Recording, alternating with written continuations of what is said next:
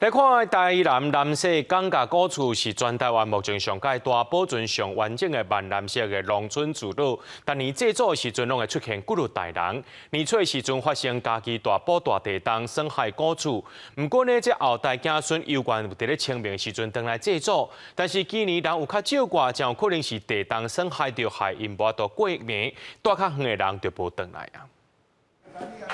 清明即天，港界人透早就开始无闲，金纸、漆花、水果这物件穿好了后，开始来制作。来向阿太公敬拜。200外人来到港界，开启阿太公墓前来敬拜。老的、中年的、青少年、个年龄层，也有囡仔也拢来祭拜。算算的有7代。第7代哦，我知道我是第4房的啦。哦，第几代也搞太多了。大埔比咱大，大埔那边冬季来回啊。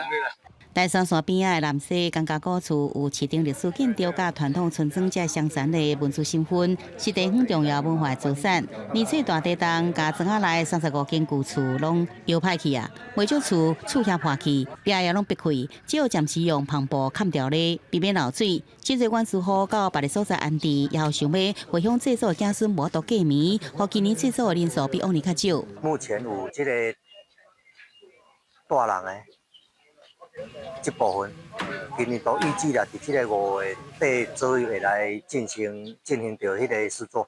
地震了后，港家古厝庄仔内也有35户搭红单黄单，文化部已经补助经费要来修复，要保留将近300年的文化继续延续落去。